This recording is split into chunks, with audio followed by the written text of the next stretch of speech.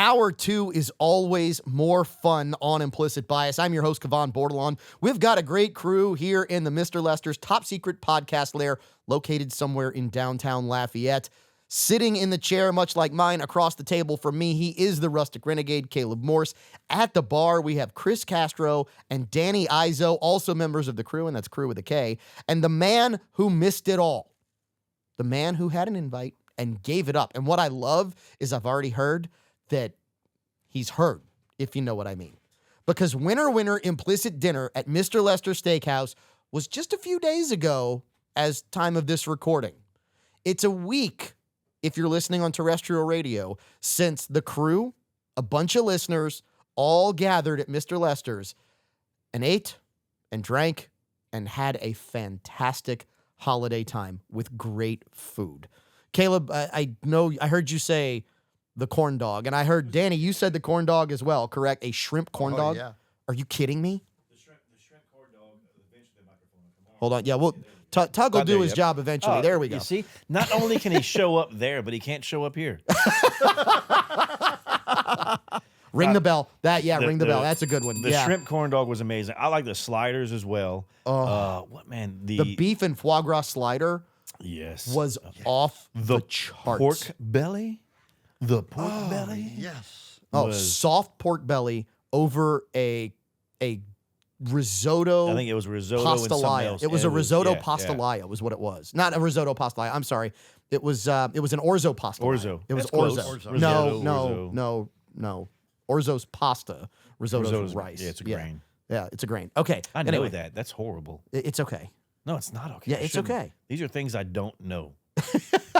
But how good was the food is the point. The food was amazing. The whiskey, I believe that whenever we left the next day, like the staff of Mr. Lester's was like, oh my God.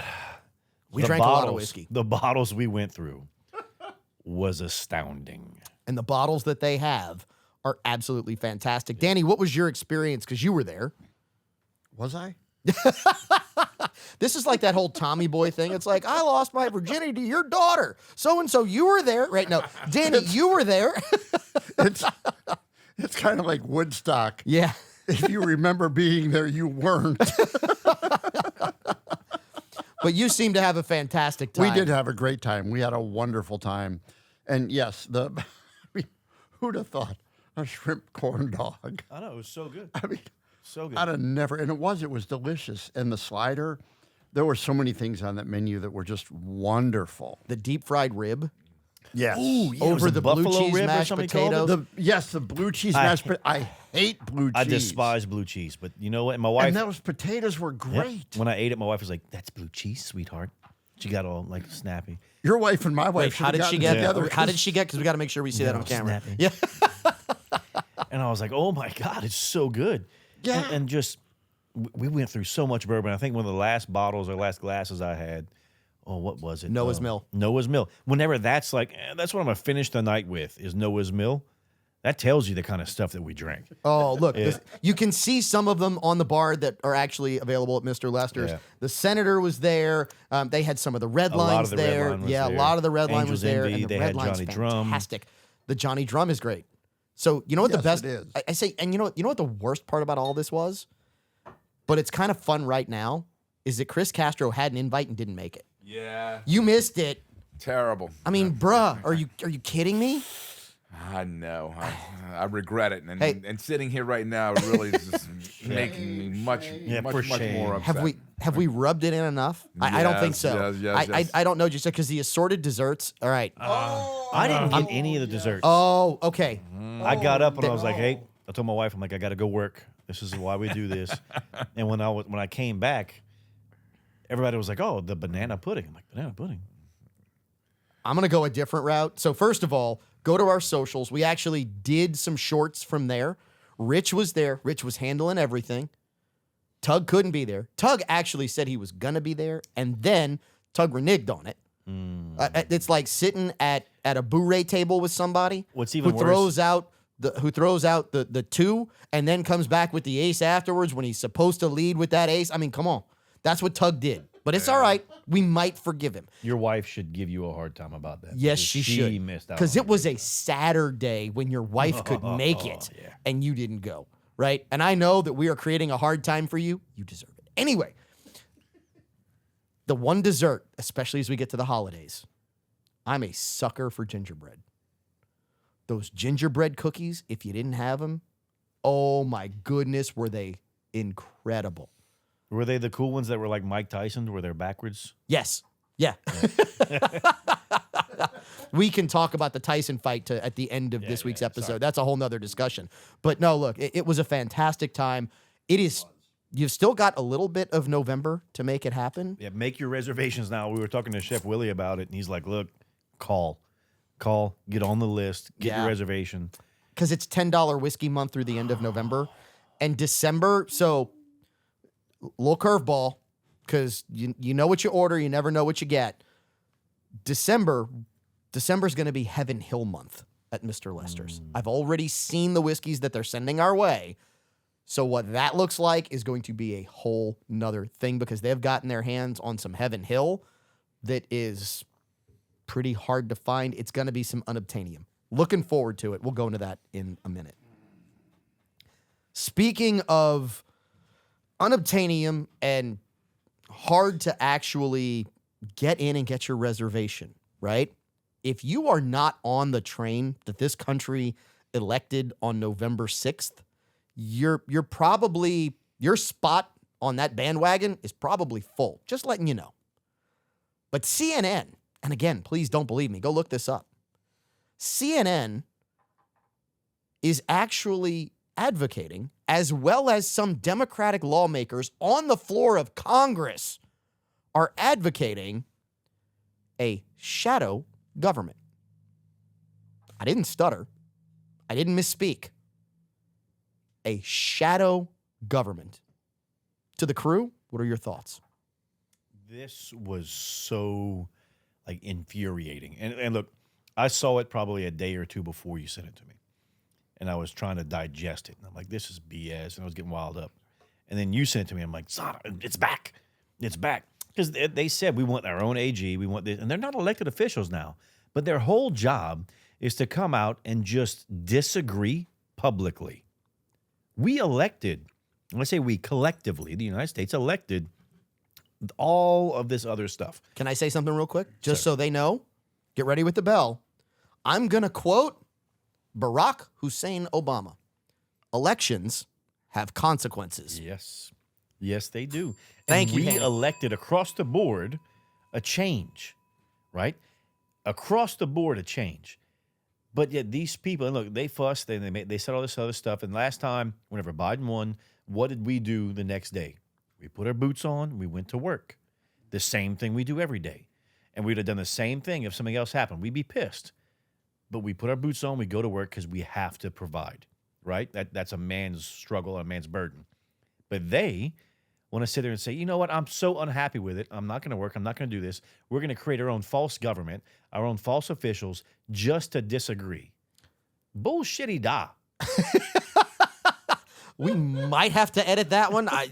Tug, you're going to have to find that one if you don't mind. And you can just give us a little beep over that one as part of it. I'm okay with that. But I mean, so Danny, you want to chime in? Because I've got some thoughts on this as well.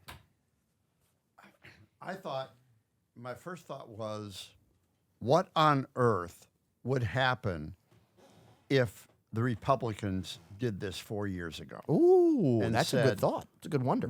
We're going to set up a shadow government and try to undermine everything that Joe Biden is trying to do. I mean, I can't even imagine The audacity. Yeah.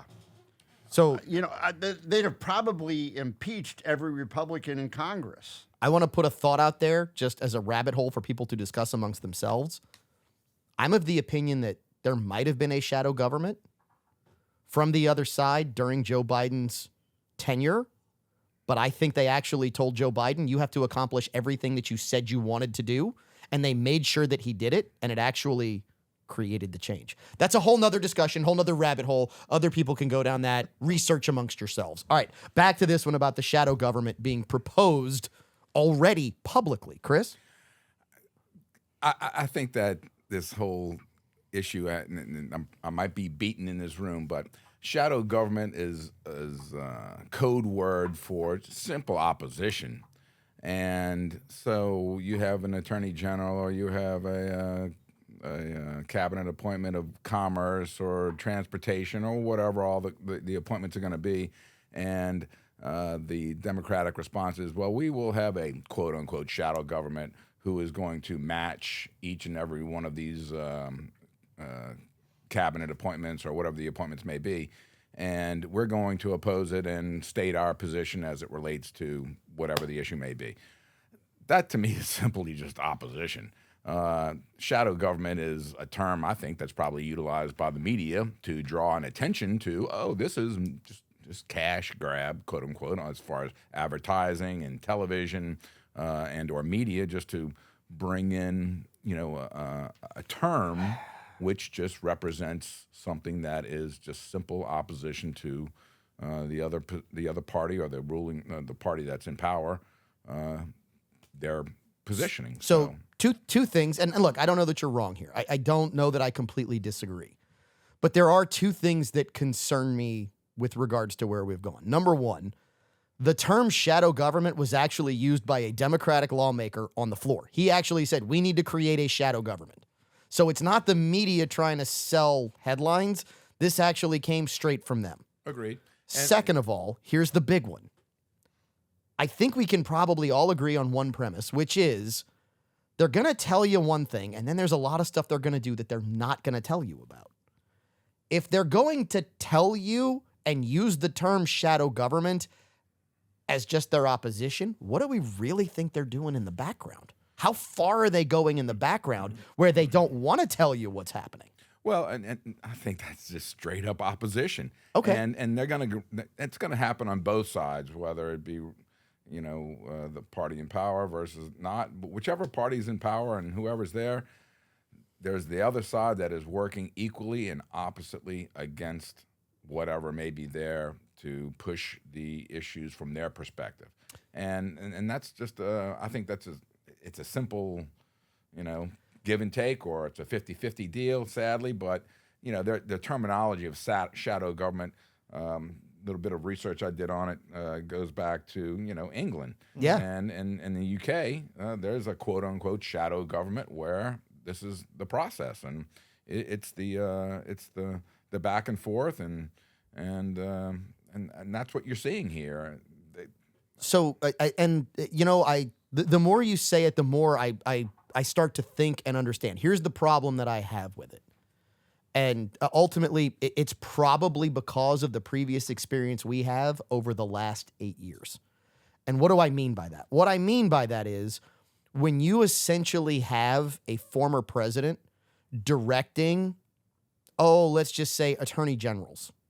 When you have former presidents and former secretaries of states directing FBI officials and directing literally people who are in power, and those people are literally reporting to the campaign. So think about the Russia collusion case. Here's what we know, thanks to the Horowitz investigation. What we know is that the report that claimed Trump went to Russia and colluded with them was bought and paid for by the Clinton campaign.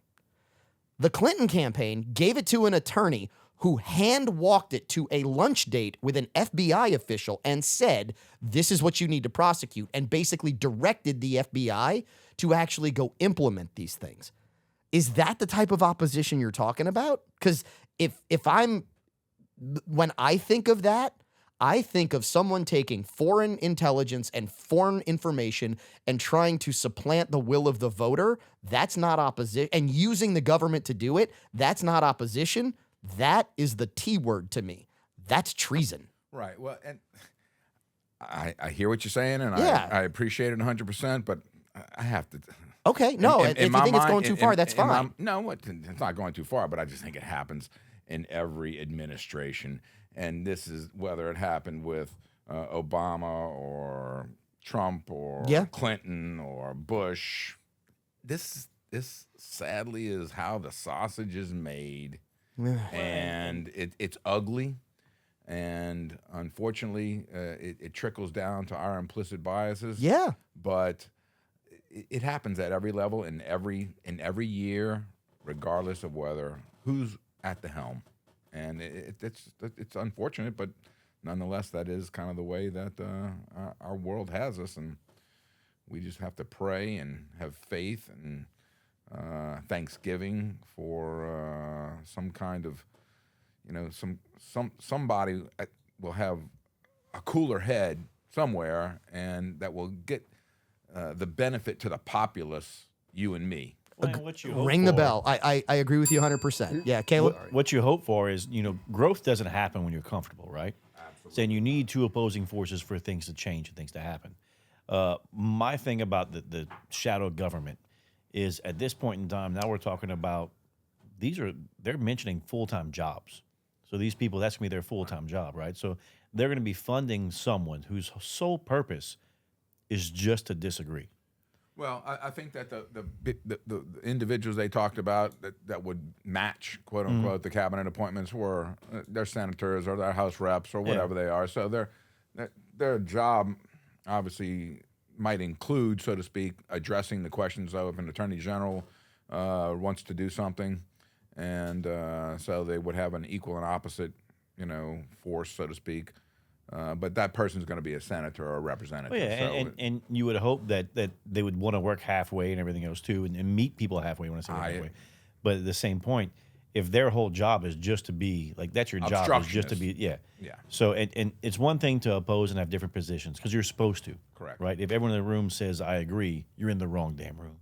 So, but if you have a person who's being paid by their people, and their people voted and pushed another way or for some change.